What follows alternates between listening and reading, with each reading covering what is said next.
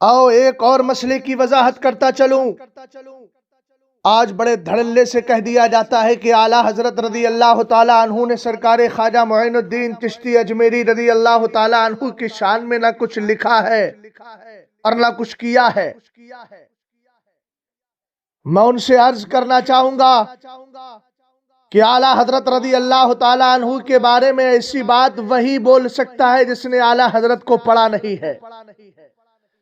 اعلیٰ حضرت امام اہل سنت رضی اللہ تعالیٰ عنہ فرماتے ہیں جہاں دعا قبول ہوتی ہے ان میں ایک جگہ اجمیر معلیٰ ہے۔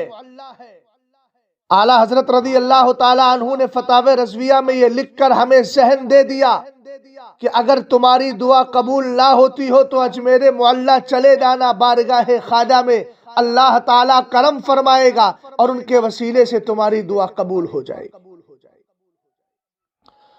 دوسری بات، آپ نے خود لکھا مزرعہ چشت و بخاراؤ عراق و اجمیر۔ اب اجمیر معلیٰ کا ذکر بھی آ رہا ہے، چشت کا ذکر بھی آ رہا ہے، اور اعلیٰ حضرت رضی اللہ تعالیٰ عنہ یہ فرمانا چاہ رہے ہیں کہ سلسلہ چشتیہ پر، سلسلہ قادریہ کے اہم بزرگ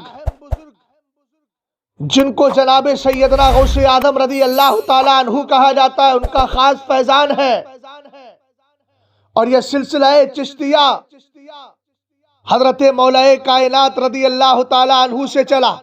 آپ نے خلافت دی حضرت حسن بصری رضی اللہ تعالیٰ عنہ کو، اور وہاں سے پھر یہ سلسلہ قائم ہوا۔ تو آپ فرماتے ہیں مزرعہ چشت و بخاراؤ عراق و اجمیر، کون سی قسط پہ برسا نہیں جھالا تیرا۔ اعلیٰ حضرت رضی اللہ تعالیٰ عنہ، یہ مبارک مہینہ چل رہا ہے رجب شریف کا، چھٹی شریف کی مبارک ساعت اور تقریب آنے والی ہے۔ اس موقع پر میں اس بات کی وضاحت کرنا چاہتا ہوں کہ حضرت خواجہ پاک رضی اللہ تعالیٰ عنہ کی بارگاہ میں امام اہل سنت شاہ امام احمد رضا خان فاضل بریلوی 2 بار اکتساب فیض کے لیے گئے ہیں۔ میں اپنے علم کے مطابق بات کر رہا ہوں۔ 2 بار آپ نے حاضری دی ہے۔ ایک بار تو جب آپ حرمین طیبین کی زیارت سے واپس آئے ممبئی ہوتے ہوئے، آپ اس کے بعد بڑے بہت سارے تار آپ کے پاس آئے تھے۔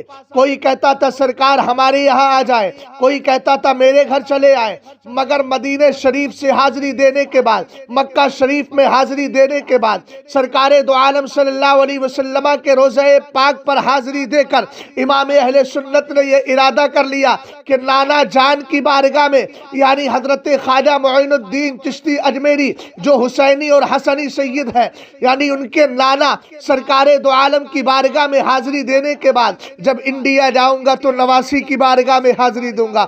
آپ نے وہاں جا کر کے حاضری دی، اور ایک بار حضرت خواجہ پاک رضی اللہ تعالیٰ عنہ کی بارگاہ میں آپ گئے، بریلی شریف سے گئے تھے۔ آپ کے سفر کا آغاز یوں ہوتا ہے، آپ نے بریلی شریف سے سفر شروع کیا، اپنے ساتھ 10-11 مریدین کو لے لیا ہے۔ امام اہل سنت الشاہ امام احمد رضا خان کے ان 10-11 مریدین میں آپ کے شاگرد اور خلیفہ حضرت مولانا شاہ عبد الرحمن قادری بھی موجود تھے، اور حضرت حاجی عبد النبی قادری بھی موجود تھے۔ اعلیٰ حضرت رضی اللہ تعالیٰ عنہ کا یہ قافلہ دہلی پہنچتا ہے۔ دہلی سے ایک ٹرین چلتی تھی جس کا نام تھا BB&CIR۔ BB&CIR یہ ریل جو چلا کرتی تھی، یہ پھلیرا جنکشن پر جا کر کے رک جاتی تھی، اور وہاں سے پھر کچھ ٹرینیں آتی تھی جودھ پور اور بیکانیر کی، اور وہاں سے کراس کیا کرتی تھی۔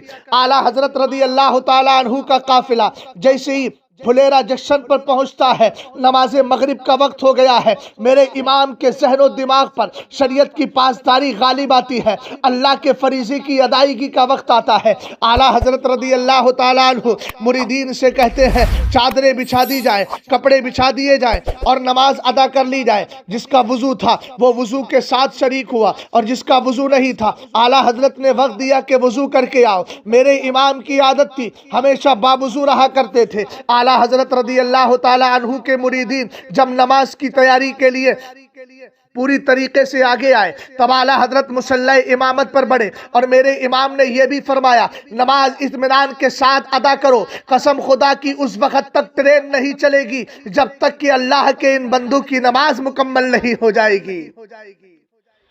اعلیٰ حضرت رضی اللہ تعالیٰ عنہ نے نماز مغرب کی جیسے ہی پہلی رکعت ختم کی، فوراً سیٹی بج جاتی ہے، ہارن بج جاتا ہے۔ آپ جانتے ہیں 3 سیٹیاں بجتی ہیں اور وہ وارننگ ہوتی ہے کہ اب ٹرین چلنے والی ہے، تاکہ کچھ مسافر پلیٹ فارم وغیرہ پر دائیں بائیں اگر کھڑے ہیں تو وہ اپنی ٹرین کا رخ کریں۔ اعلیٰ حضرت رضی اللہ تعالیٰ عنہ اور آپ کے مریدین خوش بڑے اطمینان کے ساتھ نماز پڑھتے چلے جا رہے ہیں۔ ایک رکعت ختم ہوئی، جیسے ہی اعلیٰ حضرت کی دوسری رکعت ختم ہوتی ہے، ٹرین نے آخری اور فائنل سیٹی اور ہارن دے دیا۔ اعلیٰ حضرت رضی اللہ تعالیٰ عنہ کے مریدین بڑے اخلاص کے ساتھ نماز پڑھتے رہے۔ میرے امام اہل سنت الشاہ امام احمد رضا خان فاضل بریلوی رضی اللہ تعالیٰ عنہ اور آپ کے مریدین نماز ادا فرما رہے ہیں، اور ادھر جیسے ہی ڈرائیور نے اس کو آگے بڑھانا چاہا انجن اور ڈبے کے ساتھ میں، مگر ٹرین آگے بڑھنے کا نام نہیں لیتی، جب پیچھے بڑھاتا تو بڑھ جاتی۔ بڑی حیرت میں آ گیا، نیچے اترا، ساری چیزیں چیک کی، مگر پتا چلا کوئی خرابی نہیں ہے۔ اتنے میں جو اسٹیشن ماسٹر تھا جس کا نام رابرٹ تھا، انگریز تھا، وہ بھی آیا، وہ بھی دیکھنے لگا معاملہ کیا ہے۔ اس نے ایک مشورہ دیا، ایسا کرو ٹرین کے ڈبے اس کے انجن سے الگ کرو۔ اب جیسے ہی انجن الگ کیا گیا، انجن چلنے لگا، مگر اس کے باوجود بھی ڈبے چلنے کا نام نہیں لیتے۔ اعلیٰ حضرت رضی اللہ تعالیٰ عنہ اپنے مریدین کے ساتھ مکمل اخلاص کے ساتھ نماز ادا فرما رہے ہیں۔ گارڈ سے وہاں ایک گارڈ تھا جو مسلمان تھا، اعلیٰ حضرت رضی اللہ تعالیٰ عنہ نماز ادا کر رہے ہیں، یہ سارے نمازیوں کا حال دیکھ رہا ہے۔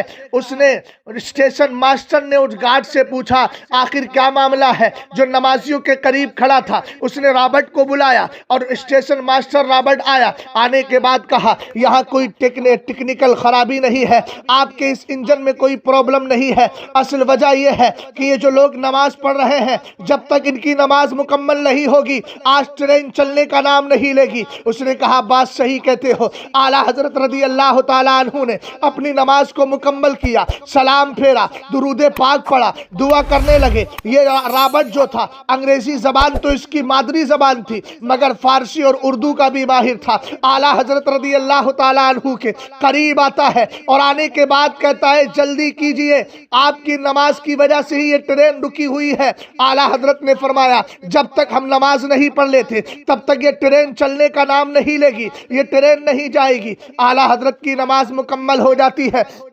میرے امام ٹرین میں قدم رکھتے ہیں، ٹرین چلنے لگتی ہے۔ اعلیٰ حضرت رضی اللہ تعالیٰ عنہ کی کرامت کو اس انگریز ماسٹر نے ملاحظہ کیا، پوری رات بے چینی کے عالم میں رہا، اضطرابی کیفیت اس کے ذہن و دماغ پر طاری رہی، اعلیٰ حضرت کی کرامت کے بارے میں سوچتا رہا۔ لیکن جیسے ہی صبح ہوا تو سارا چارج اپنے ڈپٹی کو سونپا اور 9 افراد گھر کے 9 لوگوں کو لے کر اجمیر محلہ چلا جاتا ہے۔ کیا دیکھتا ہے کہ جب اجمیر شریف پہنچا تھا تو اپنے وقت کا مجدد، اپنے وقت کا محدث، ولی کامل، مجدد اعظم الشاہ امام احمد رضا خان فاضل بریلوی رضی اللہ تعالیٰ عنہ شاہجہانی مسجد کے اندر تقریر فرما رہے ہیں۔ قریب پہنچا اور پہنچنے کے بعد کہنے لگا حضرت جب سے آپ پھلیرا جنکشن سے آئے ہیں تب سے میری حالت بدل گئی ہے، مجھے اچھا نہیں لگ رہا ہے۔